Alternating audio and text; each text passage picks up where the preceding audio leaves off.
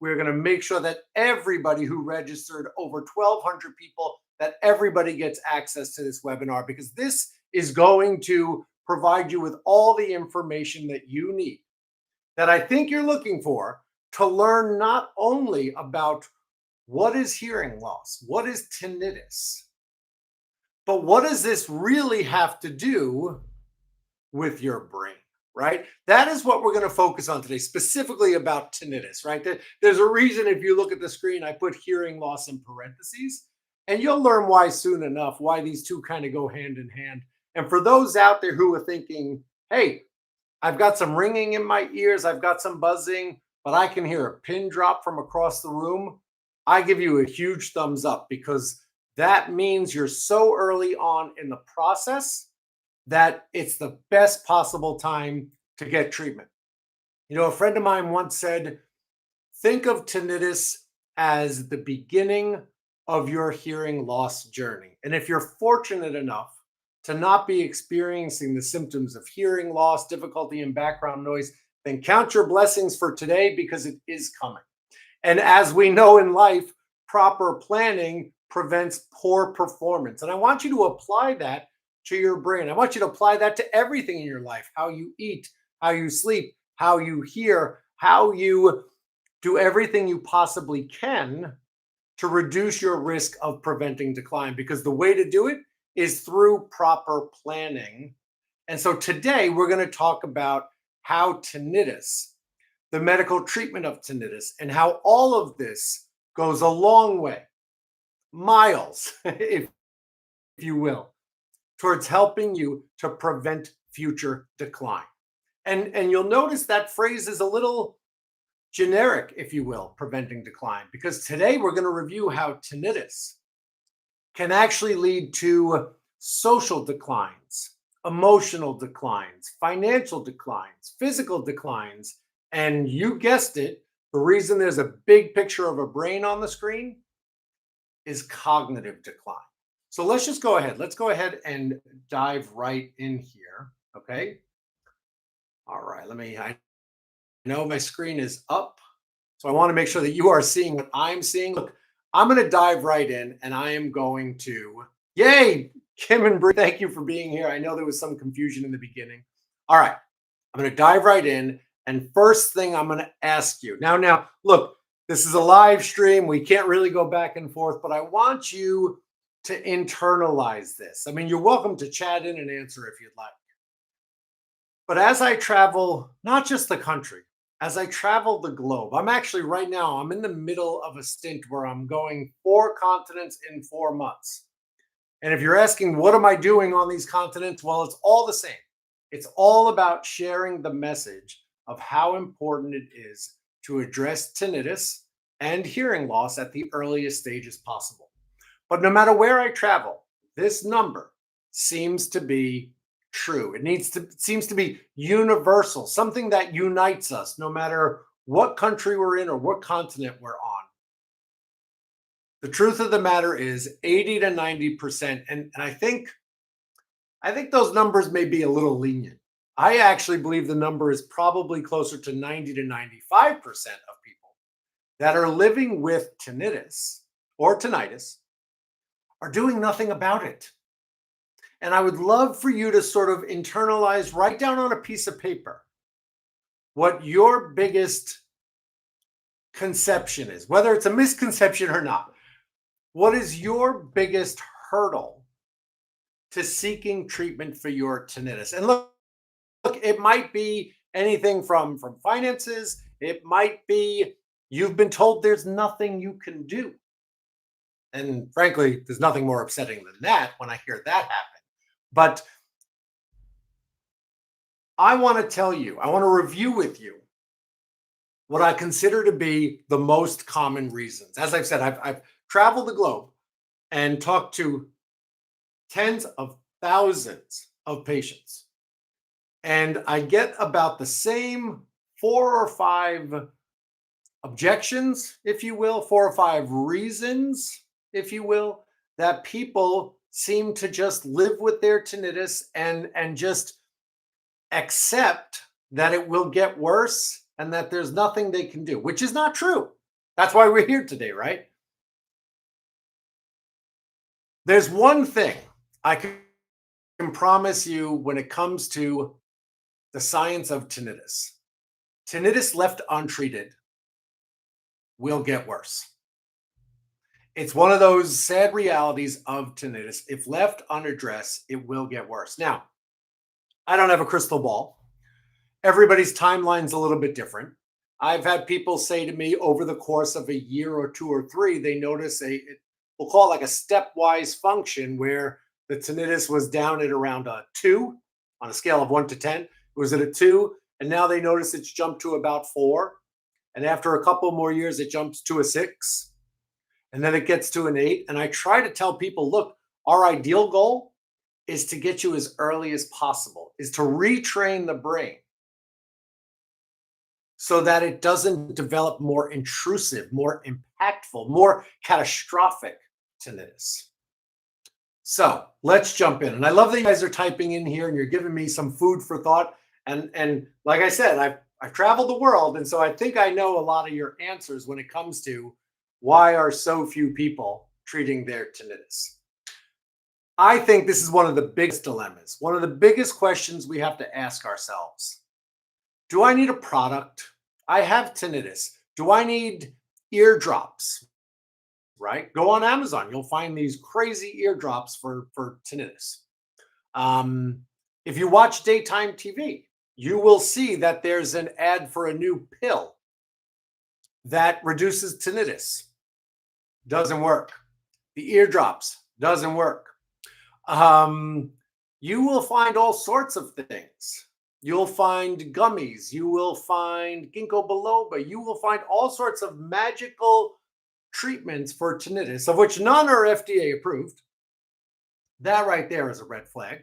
But I think when you go searching for help with tinnitus, we tend to believe, we tend to be, dare I say, tricked into this notion that maybe I just need a product. Maybe I just need to buy something. You know, the earliest form of treatment for tinnitus was a product, and it was hot bread. Seriously, warm bread right out of the oven, had to come right out of the oven.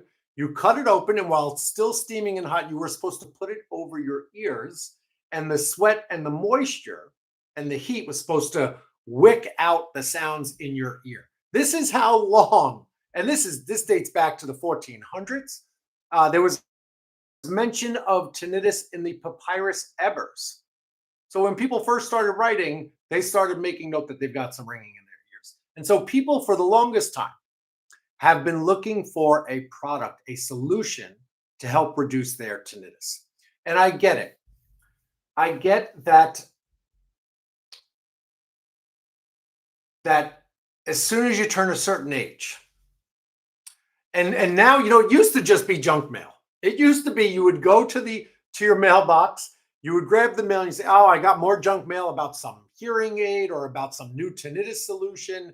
But now they seem to follow you in your pocket, right? Now you get this junk mail, this spam everywhere in your inbox. You get it when you're, you know, circling through the news, or if you're watching reels or you're on social media, you are being bombarded. And the second you click on one ad, the internet now knows that you have ringing in the ears, tinnitus or tinnitus, and it's going to attack you and overwhelm, right? And so, but you're never going to get overwhelmed with a message of you need to medically address your tinnitus. You'll never see a message, I mean, except for from my tinnitus number, right? You won't see a lot of messages that tinnitus is a neurologic problem that needs to be investigated, that needs to be diagnosed, that needs to be properly treated. No, you're going to see some ad for a quick solution, eardrop, gummy, surgery. And all I can tell you is no, don't do it. Okay.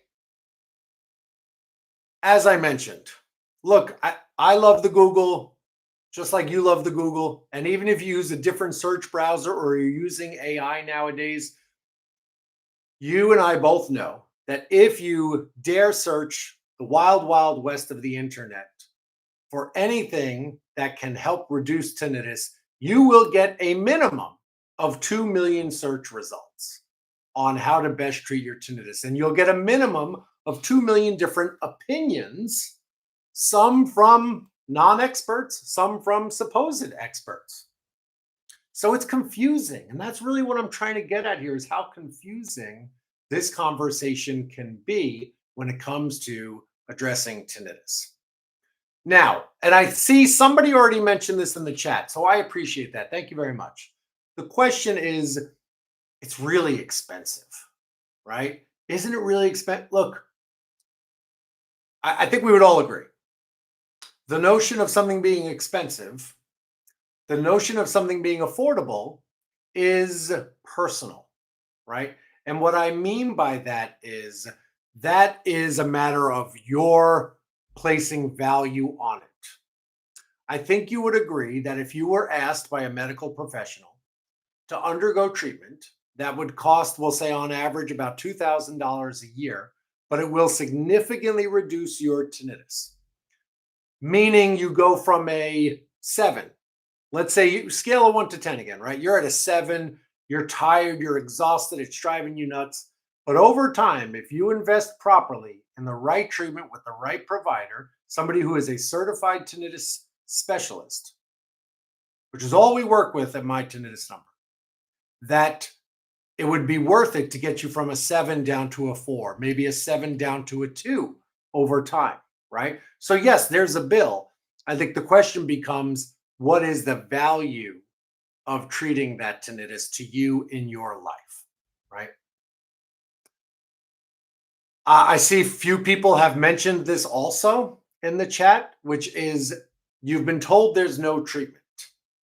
Somebody specifically, I'm reading verbatim here, nothing you can do, just live with it. And I got to tell you, there's nothing more upsetting than this to me, because if you simply follow the Medical Association guidelines, the American Academy of Ear, Nose, and Throat Doctors treatment guidelines, the Veteran Affairs DOD treatment guidelines for tinnitus, you will see that there are very, very effective treatments available. Now, what do I mean by very?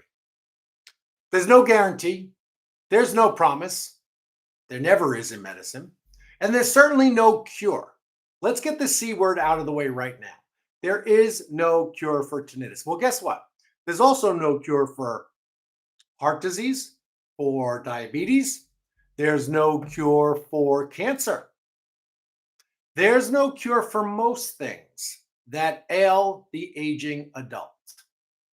Unless, of course, you have hepatitis C or athlete's foot. Those are curable. So the notion of a cure for tinnitus is something that, in my lifetime, I've taken off the table.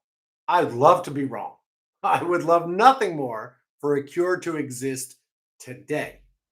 But we have to deal with the modern medicine that we have. And back to those associations I was mentioning, they all put forth treatment guidelines for tinnitus that are found to be effective in approximately 90% of patients. And so you see my issue here, my concern that so many people are told there's nothing you can do about your tinnitus. There's no treatment. There's no cure. Therefore, just learn to live with it. When that's just not true, that there are effective treatments available that can help 90% of patients effectively reduce their tinnitus. That's just what the data says. Okay. Finally, and many of you may have seen this, right?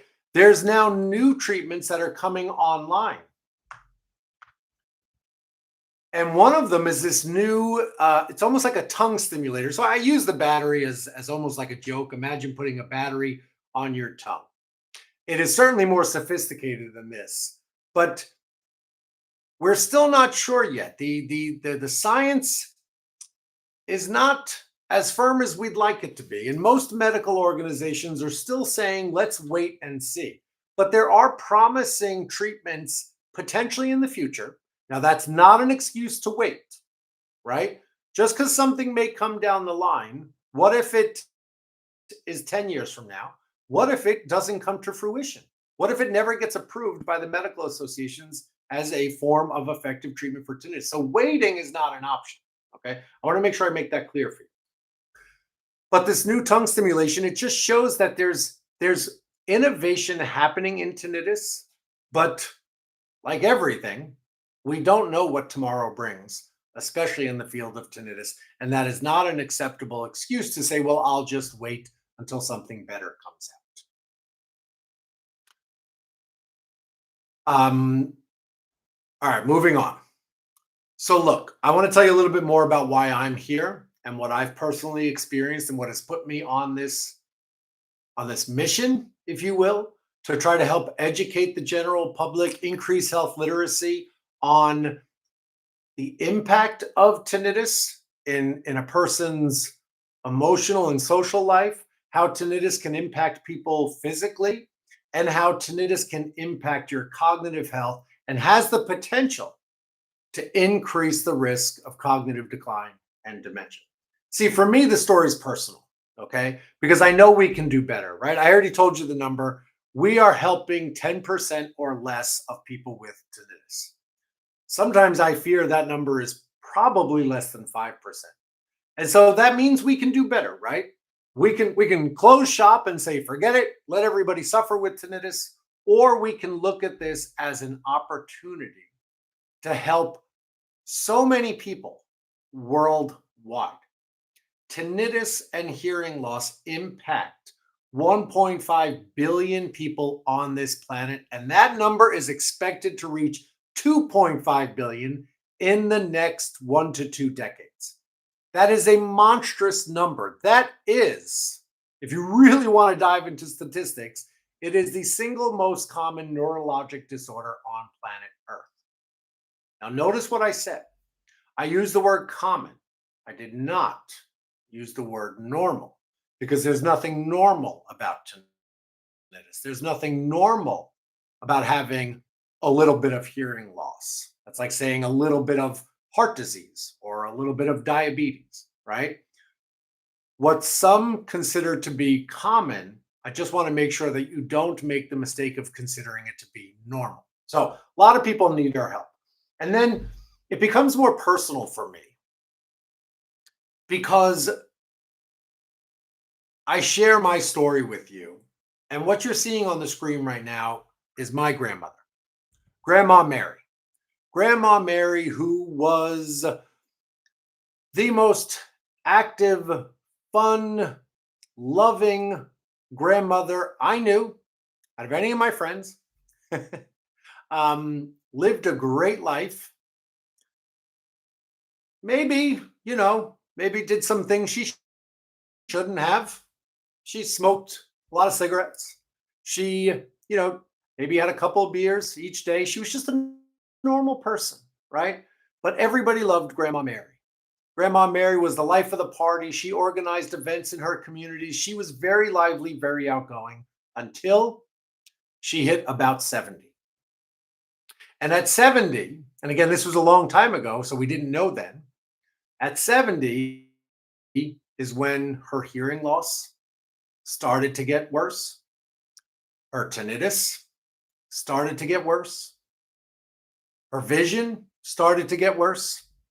And you guessed it, her cognition, her memory started to get significantly worse. And from 70 to her early 90s, we watched as the decline set in, dementia took over, and eventually took her life. And what's so sad was to watch somebody at 70 start to significantly decline.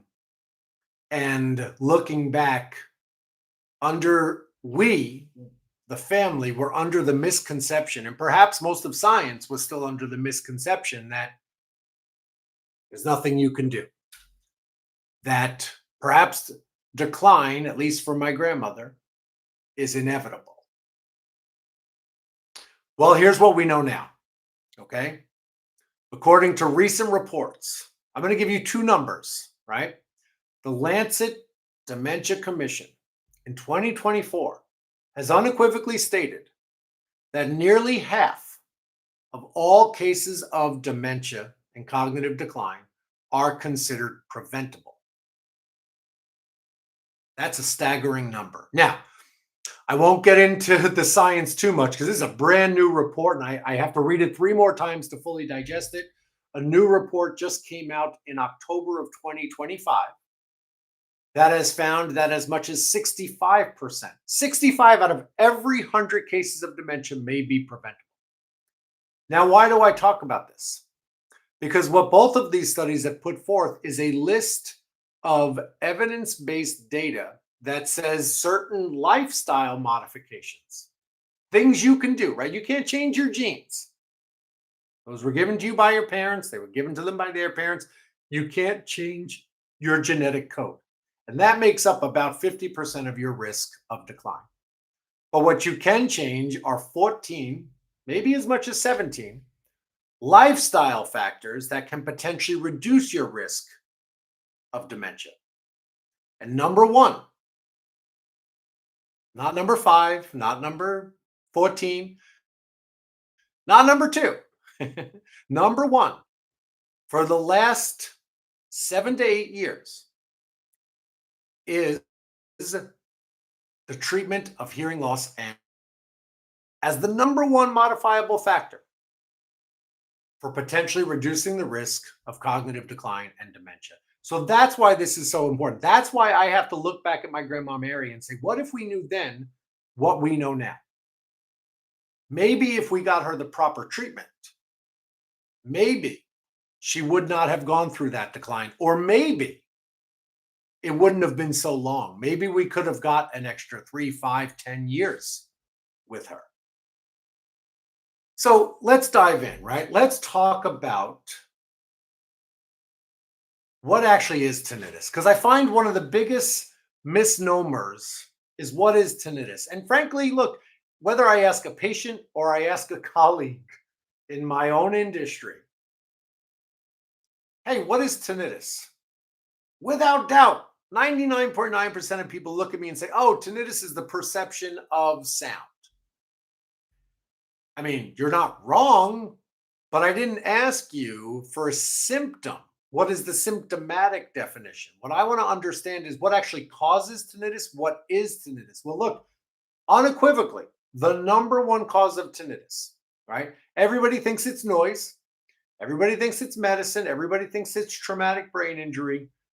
Unequivocally, the number 1 cause of tinnitus is aging. Aging, right? It all boils down to the number of candles that you have on your birthday cake.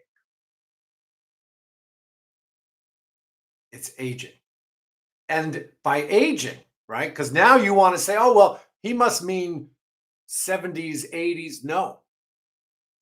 The symptoms of tinnitus for most people begin in the 3rd to 4th decade of life. They become more troublesome in the 5th to 6th decade of life. So I typically say to people, the tinnitus that you have now in your 50s started in your 30s.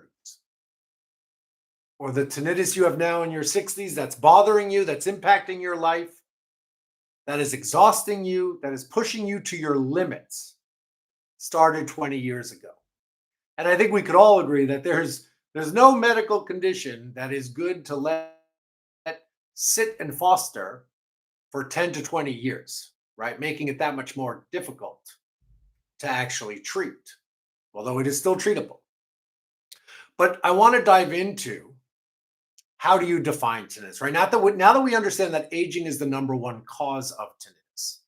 By the way, noise would be number 2, right? So noise compounds what happens with age.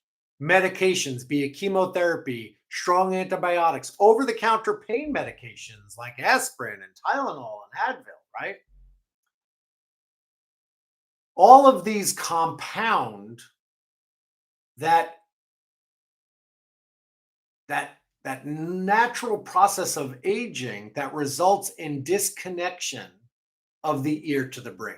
And so that's where I want to get into here. I want to actually define tinnitus, okay? And what I mean by that is we have to have a common understanding of what causes tinnitus. Now I get it. There's a lot of people out there say, but what about TMJ? What about neck issue? I'm not discounting any of that. Typically, though, in those cases, what's happening is there's underlying tinnitus that's being made worse by fill in the blank. Does that make sense? There's underlying tinnitus, which I'm going to define for you right now, caused by a disconnect between the ear and the brain, caused by a breakdown of the auditory nervous system, caused by a breakdown in the brain, basically, right? Somebody did chat it in before. Tinnitus is in the brain. It's not an ear problem, it's a brain problem. You're 100% right. Underlying tinnitus can be made worse by TMJ issues. Underlying tinnitus can be made worse by diet. Underlying tinnitus can be made worse by medication. Underlying tinnitus can be made worse by somatic neck pain.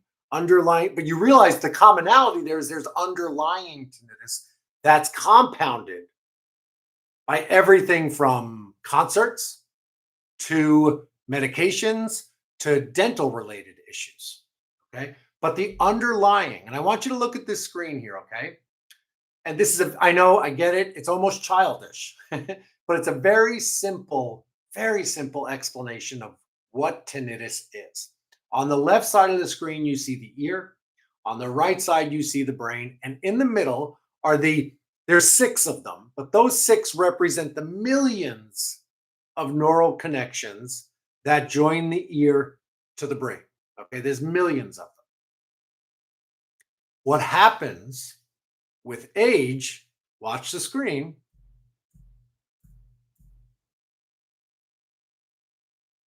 You see what happened there? See, there's a big difference. How about this? I'll put a number on there for you, okay? Here's a representation of the 20-year-old hearing system and the millions of nerves that connect the ear to brain. Now let's fast forward to a 60-year-old, okay? Now that's an average number. It could be 40, could be 75, okay? Here's what happens as we age. The neural connections, number 1, we lose them, okay? They literally break down, okay? They disconnect. And here's the bad news, okay? Once they're gone, they're gone. You are not getting them back. There is no treatment for that. I don't know how far away we are, but we're far away from stem cells that are replacing these neural connections, right? Like once they're gone, they're gone. And I feel confident making that statement today, that you can't get back the nerves that you lose due to aging, which are made worse by noise and all sorts of other issues, medications, traumatic head injury. But I also want you to notice that not only are there less neural connections, but the ones that remain are not as bright. They're not as vibrant. They're not as active. Okay? And so that lack of activity in the ear to brain network dims the brain. It's effectively starting to shut it down. Okay, that's an easy way to think of it, right? It's not getting what it needs. And you know what happens when a system doesn't get what it needs? You know what happens when a system doesn't get used, right? So if these neural connections are left to be dim and they're understimulated and underactive, they too will die off. It's a very simple concept. I know you've all heard it before. It's called use it or lose it. Okay. And so if you think ahead, right, if you want to, because I know you all want this answer, which is, okay, how do I treat tinnitus? Well, it's right here on the screen. Take those inactive or underactive nerves where the brain is starting to go silent, the brain is getting confused, the brain is trying to make up for missing signals and creates its own phantom sound. The way to reactivate this system is to provide acoustic stimulation. You have to keep these remaining nerves active. A cognitive neuroscientist said to me about 5 years ago, he said, Keith, so I think what you're telling me is the goal when you're treating tinnitus is neural preservation. You want to stimulate the nerves that connect the ear to the brain, wake up the brain, And you want to make sure that they stay active and alive longer to reduce the perception of tinnitus. And I said, that's it. That's perfect. Neural preservation. That's what it's about. And the way we do that is through sound stimulation. And we're talking 10 to 14 hours a day.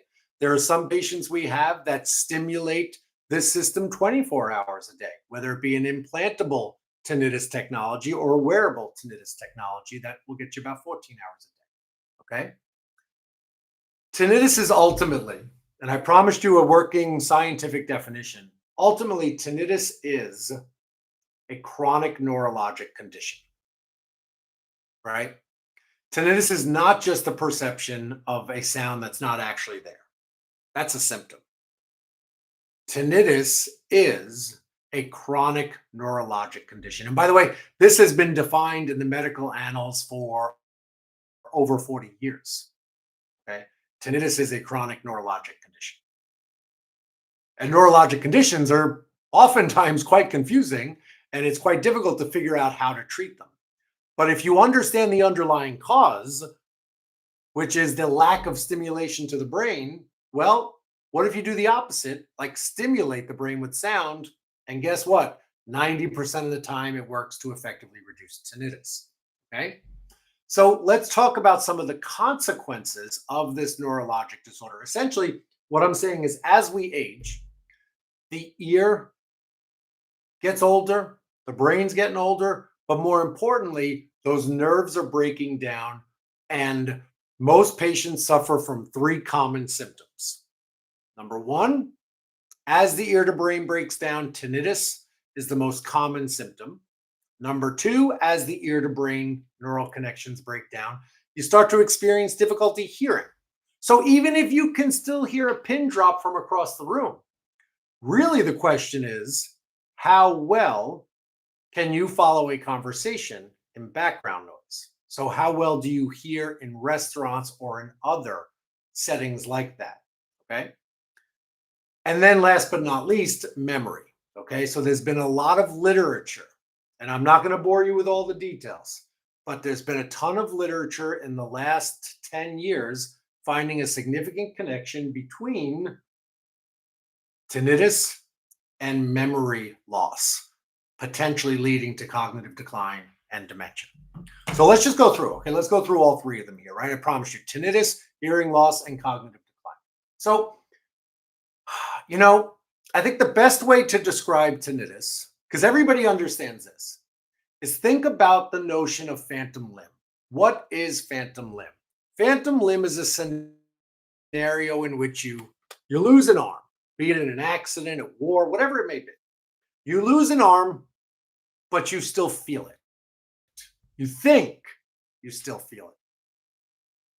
Well, how does that happen? I mean, on paper, it makes no sense. If the arm's not there, why would you feel it? Well, and I bet a lot of you are thinking this out there, it's the brain. The brain that perceives the missing arm. Okay, now why am I talking about phantom limb? Well, guess what? The symptomatic definition of tinnitus is the perception of a phantom sound, right? It's not a coincidence that both definitions use the word phantoms, because it's not actually there. And see, what happens is, again, if you go back to the slides I was just showing you, as you lose those ear to brain connections, the brain starts to go silent. It's like losing a limb, and the brain says, wait a second, where did the sound go? Why don't I create my own sound? So what tinnitus is, if I had to explain it in just the simplest form, is your brain's way of filling in the missing input from the ear that happened simply because you've added more candles to your birthday cake. And maybe,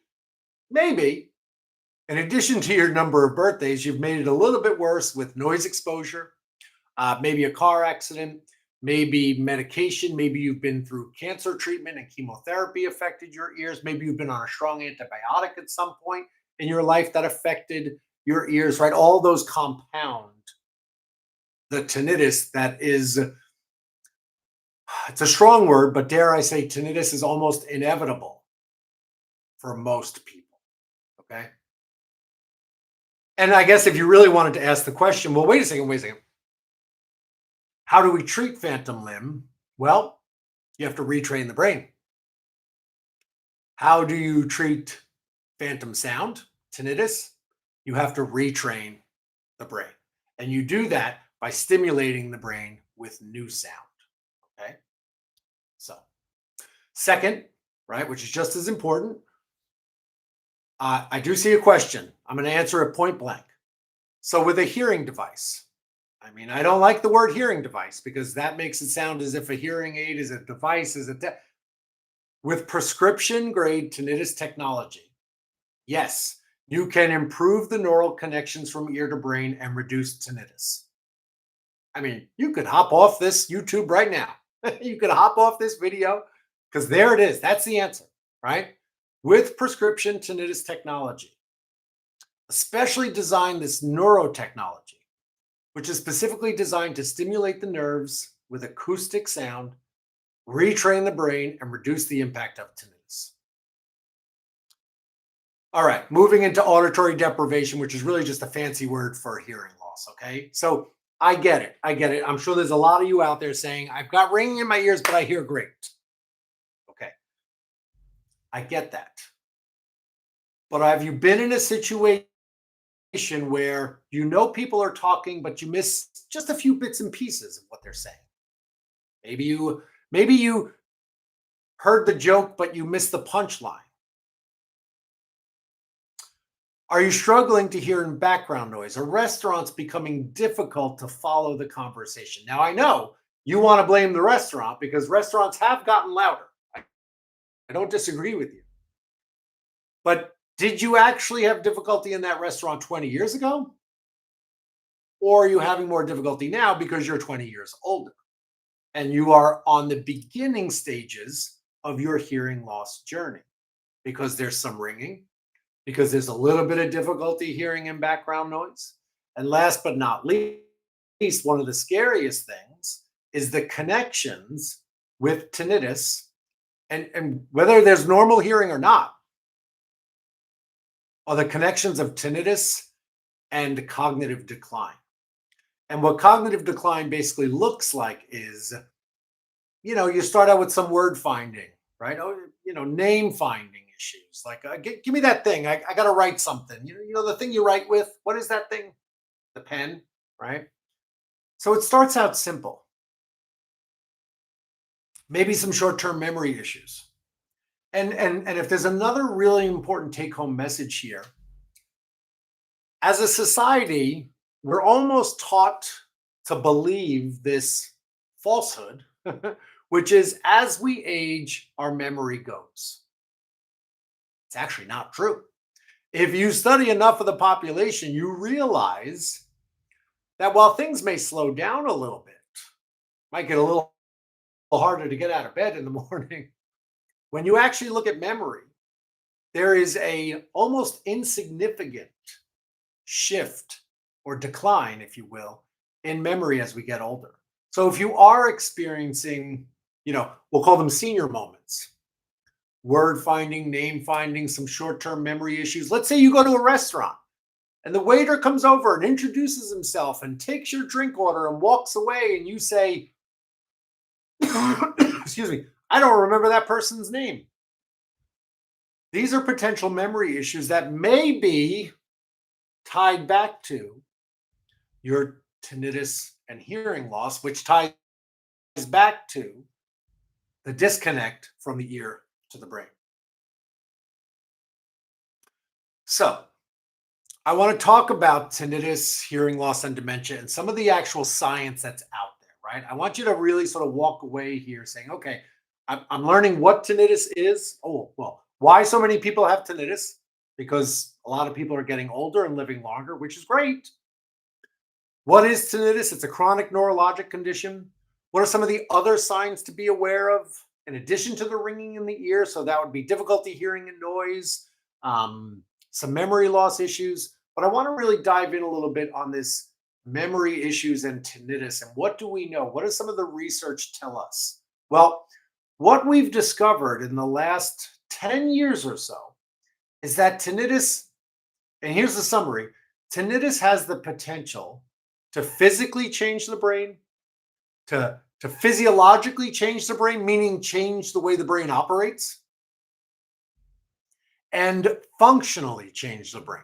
By function, I mean like if you measure memory, if you measure speed, if you measure decision making, if you measure, processing, these decline or tend to be lower in patients with tinnitus.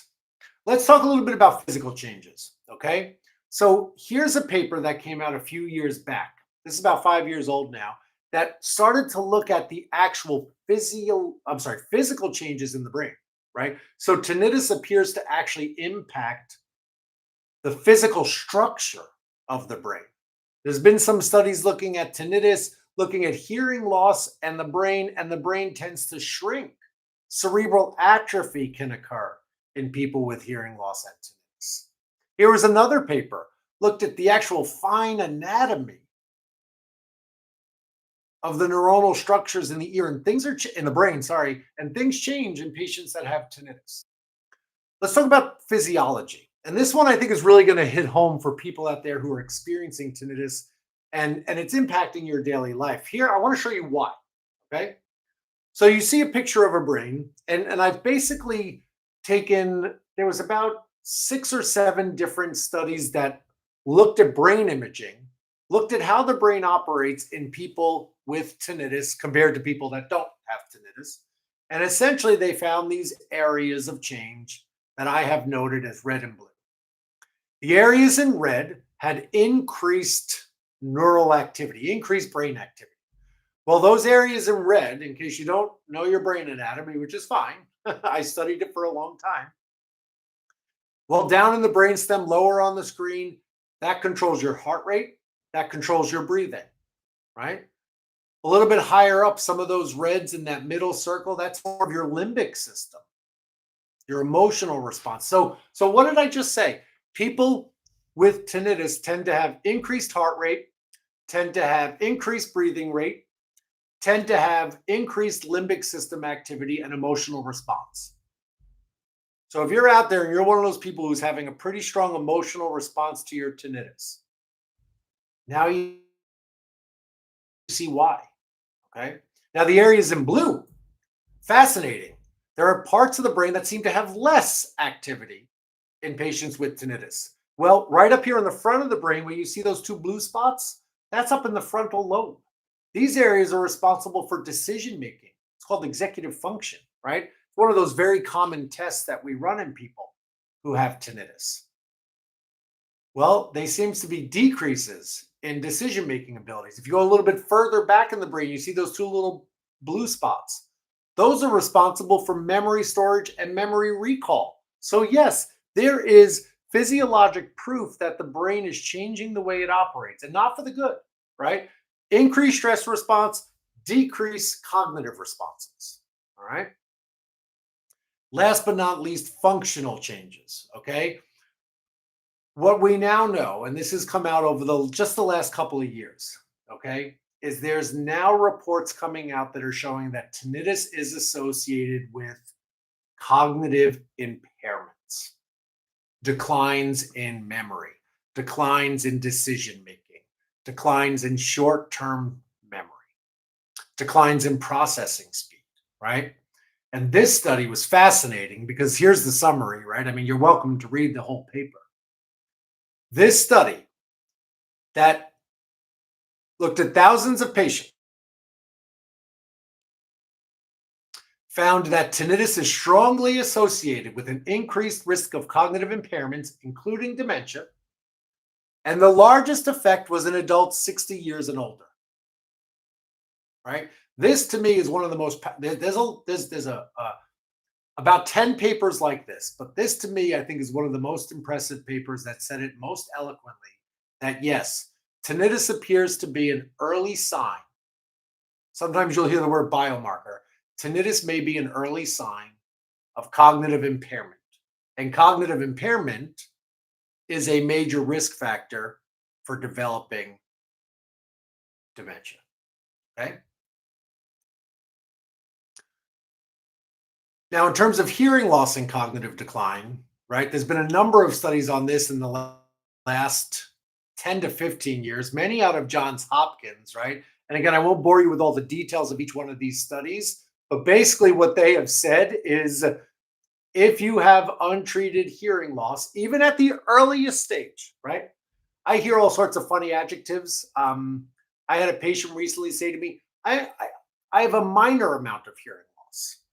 I have a tiny amount of hearing loss. I said, okay, well, did you know that a tiny or a minor or a mild hearing loss nearly doubles your risk of developing cognitive decline and dementia?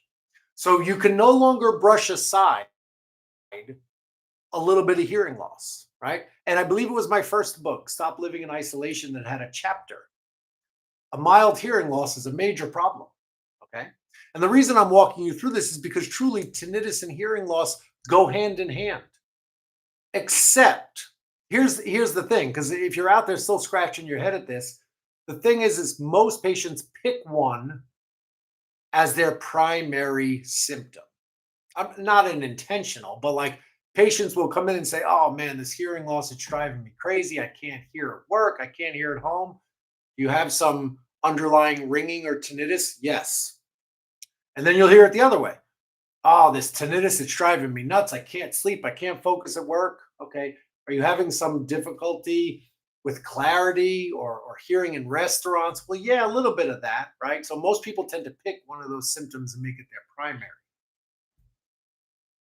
That's why, but you can't really separate the two, right?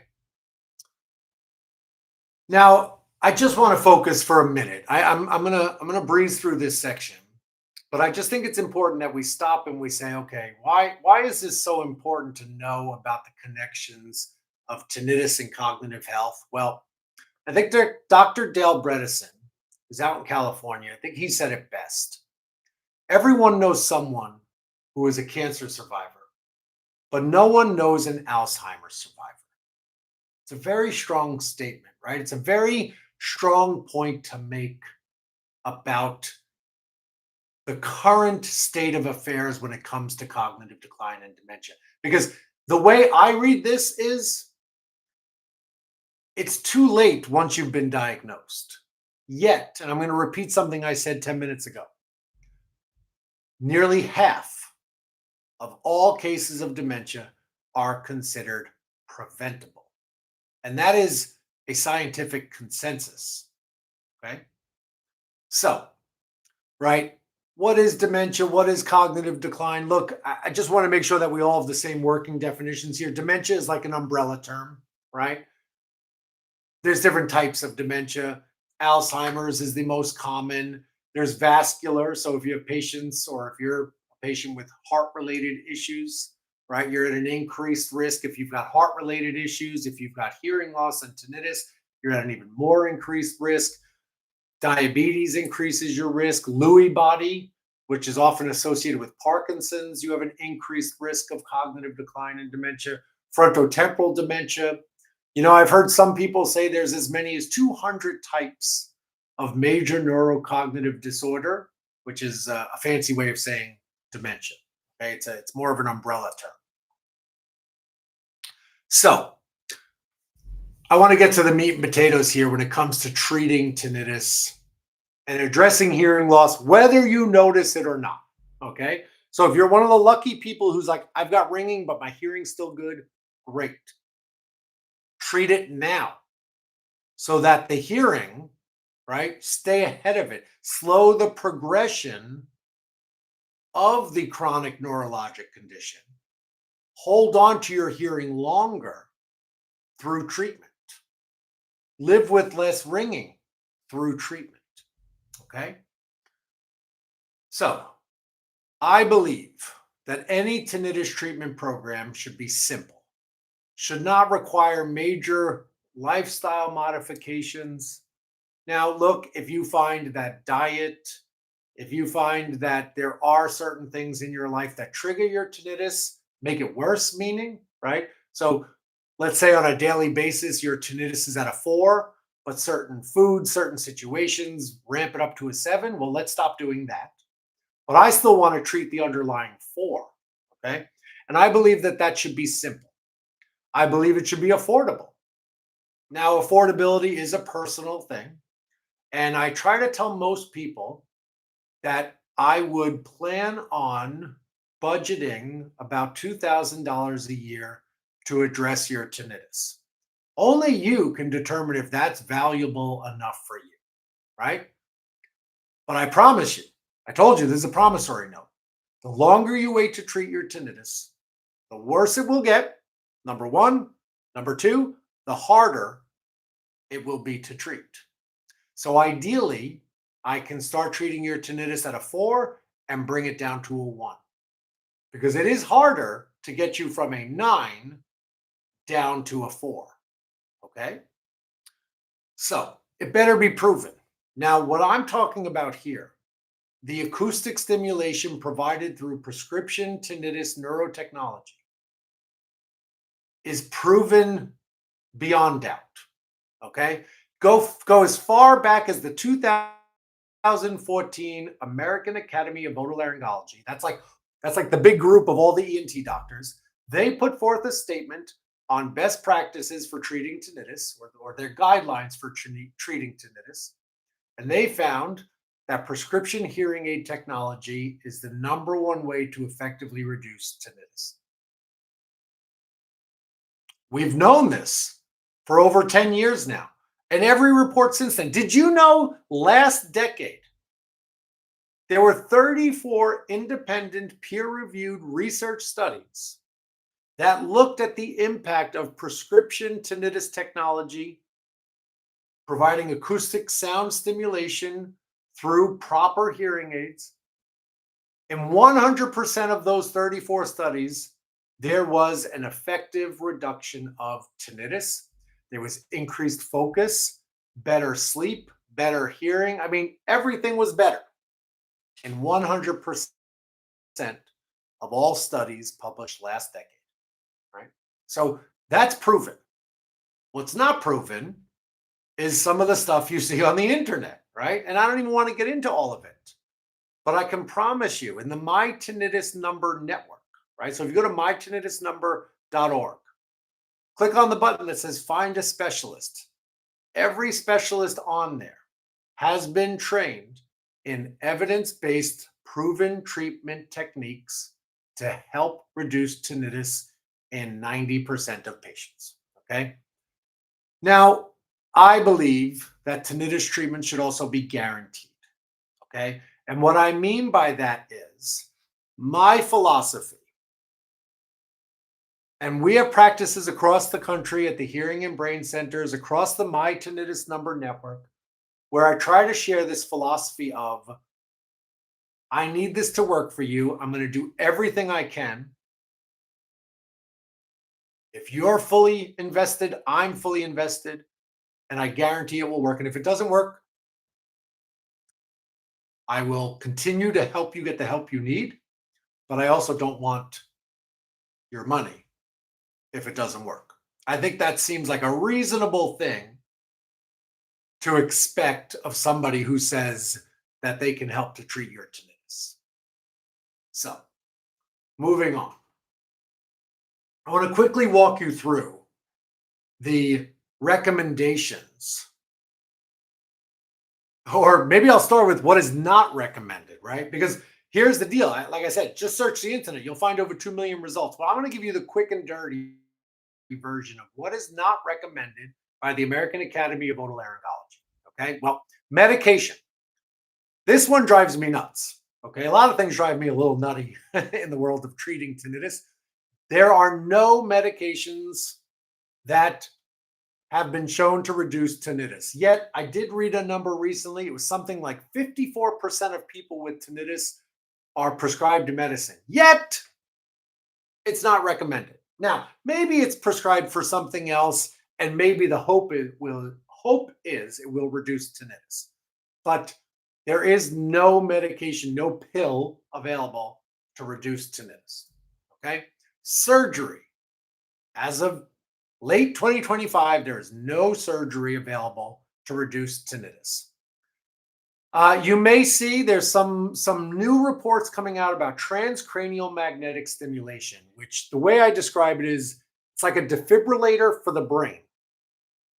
There's like magnets you put near the brain, it like zaps your brain. Zap might sound painful, it's not painful. But it does almost like a little bit of a hard reset, attempting to basically shut down the neural feedback, the loop that's creating the tinnitus. There's some promising research out there, but there's no clinically available protocol. There's no widely accepted way that TMS can help with tinnitus. But my fingers are crossed for the future with this one. Direct electrical stimulation, taking electrodes and sticking them in the brain, has yet to really been shown to reduce tinnitus. Acupuncture, right? Right now it's on the list of not recommend, but really there's not enough data yet. Maybe it will work, maybe it won't. Now, look, that's not to say that if you undergo acupuncture and it helps you, that you should stop. I'm not suggesting that at all, right?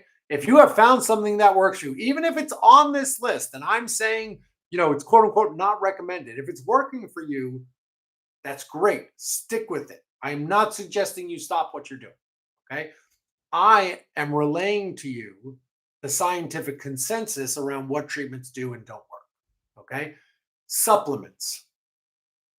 There is no supplement on the market that has been shown to reduce tinnitus, with one exception. Now, this should be intriguing to many of you who have looked into supplements. The only supplement with true science-backed data to say it reduces tinnitus is actually melatonin. Now, you might be saying, wait a second, isn't that the sleeping thing? Yes, it is the sleeping supplement, okay? On the mytinnitusnumber.org, you can actually access Silent Ear, which is a version of melatonin. Now, but here's what the science says. Nobody, no good scientist, no good clinician believes that there's actually the ingredient of melatonin is somehow reducing the tinnitus. No. Rather, melatonin is improving your sleep hygiene, therefore reducing stress, allowing you to wake well rested the next day and experience less tinnitus. Okay? So it's more that you're getting better sleep and experiencing less tinnitus, not that melatonin is somehow directly reducing your tinnitus. I find that one fascinating. And then, of course, there's sound machines. Look, getting a fan, right? I get this one too. Patient says, I went to the doctor and they said, buy a fan, listen to the radio as you go to sleep. I mean, look, I'm not telling you not to do that. If a fan in the room helps you fall asleep at night and helps reduce your perception of the tinnitus, great, go for it. Stick with it, okay?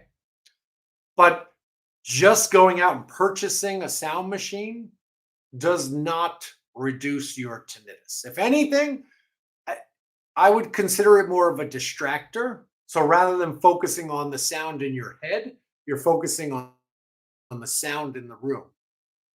If that works, okay, right? But now let's talk about the only two forms of treatment that are recommended. I think this one's going to knock your socks off, even though I've kind of hinted at it. In terms of directly treating tinnitus, by directly, I mean the problem is in the breakdown from the ear to brain. Let's directly address this through acoustic stimulation. And sure enough, the only direct form of treatment that is recommended, strongly recommended by the medical associations, is prescription hearing technology. Premium prescription hearing aids have the ability to significantly reduce the experience of tinnitus. But it's not the only one. There's one other. But this falls under the category of indirect because this is more of a psychological approach. And this is cognitive behavioral therapy. Okay? Cognitive behavioral therapy comes in many forms. Okay? I'm going to mention three of them. One is simply couch therapy, right? Finding a therapist in your community that you go and talk to about how tinnitus is impacting your life and them helping you to reframe the tinnitus and take back psychological control. There are two apps that I strongly recommend that are based on the principles of cognitive behavioral therapy and tinnitus retraining therapy. You can find them in any app store. One is the Relax app, Rellax. Yes, it has two L's. Rellax, the Relax app. And the other is Oto, OTO. Okay. Those are the two apps that I recommend that are based on the principles of cognitive behavioral therapy, mindfulness, tinnitus retraining therapy. But again, I want you to see the word that I have underlined on the screen, which is indirect treatment. This is about addressing the psychological strain of tinnitus, whereas the prescription hearing technology is actually designed to treat the underlying condition, the underlying neurologic disorder. All right. So, some of the things to expect when it comes to treating tinnitus, okay? You're going to hear better. It's really that simple, okay? You're going to hear your best no matter what environment you're in. And we've known for 20 plus years, hearing better is really important for relationships. It's really important for self-esteem. It's really important for quality of life, okay? And by the way, correct, proper prescription tinnitus and hearing technology can help you hear better even in the noisiest of environments. I didn't say perfect. I said it helps you hear significantly better, okay? What else is on the screen? Remain independent, okay? Tinnitus and hearing loss have the ability to strip you of your independence, okay? Tinnitus and hearing loss have been linked to traumatic falls, which can strip you of your independence. Tinnitus and hearing loss have been linked to cognitive decline, which can strip you of your independence. Of course, you have reduced tinnitus on the screen, right? Now, I'll post a video of one of my patients because he's given us permission to do so. Normally I show it, but I'm not sure it's going to show up right in this webinar here. But Steve, and I love Steve's story because it's very emblematic. It's very representative of what we experience with patients. Steve, in his early 50s, came to us and said, look, I've got tinnitus. And not only is it driving me crazy, but it's driving my family crazy. Not because his family can hear his tinnitus. Rather, because the way the tinnitus was impacting him and his emotional state, that was then impacting his family. The amount of stress he felt, the anger, if you will, the lack of sleep, right? Nothing was going right for Steve, and it was impacting his family, and it all went back to his tinnitus. Well, we have a great video that I'll share with you. I'll include a link in this YouTube video that links to Steve's story and how Steve went from suffering with tinnitus to taking back full control of his tinnitus. For him, the vast majority of the time, the tinnitus is gone, doesn't even notice it's there. He's better, and more importantly, his relationship with his family is better. And last but not least, and I want to share this one with you because I've said this a few times, but I want to actually show it to you, is that treating tinnitus and hearing loss is so important. Actually, it's more than so important. It's the number one modifiable factor when it comes to reducing your risk of cognitive decline and dementia. That's pretty impressive, right? So the Lancet report, the Lancet Dementia Commission report, which first came out in 2017, updated in 2020, most recent was August of 2024, says that nearly half of all cases of dementia are considered preventable. And there are 14 modifiable lifestyle factors that can help you to reduce your risk of dementia, of which the number one modifiable factor, you see it right there on the screen, is addressing hearing loss and tinnitus. You know, I think I'm in the way. My little tile down here might be in the way, but behind that tile, You stop somebody on the street corner and you say, "Hey, what do you think it takes to reduce your risk of dementia?" You know what they're going to say: eat healthy, drink less, lose weight, exercise. Of course, all those things are important, right? But guess what? Alcohol is number 14 on the list. Reducing obesity is number 13 on the list. Hypertension is number 12 on the list. Diabetes is about number 8 on the list. Increasing physical activity, exercising. Of course, it's important, but it's only number 7 on the list. The number one modifiable factor that has the potential to reduce your risk of cognitive decline and dementia is to address your tinnitus and hearing loss and address it early. Last but not least, our promise within our network, across the My Tinnitus Number network, we have a promise that we make to our patients, a commitment that we make to our patients. Number one, I can guarantee you, if you've gone to anybody and said, I've got ringing in your ears, and they put you through a few tests, I can promise you they did not put you through our rigorous 7-step cognitive screening and diagnostic evaluation. It is the most comprehensive I've ever seen. We will leave no stone unturned across the entire My Tinnitus Number network. Low monthly payments, if that makes it easier to treat your tinnitus, right? I can't offer you something that's effective and proven and has a great track record of results in the research and in the clinical data, but make it unaffordable. Affordability is very important for us because we know it's important for you. Our program is all inclusive. We're going to do whatever it takes to help you live with less ringing, less noise in your ears, and hear better. All your follow-up visits, your annual exams, everything you need is covered and is part of your tinnitus treatment program. So you see why, if you go back to the beginning, why you can't just buy a product. You need support to specifically treat your tinnitus, because your tinnitus is not like anybody else on here.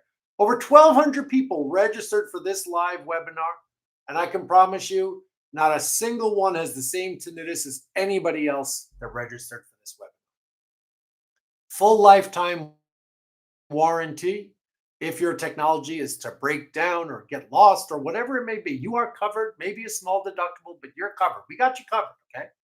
And we guarantee our results, right? And I think that is incredibly important.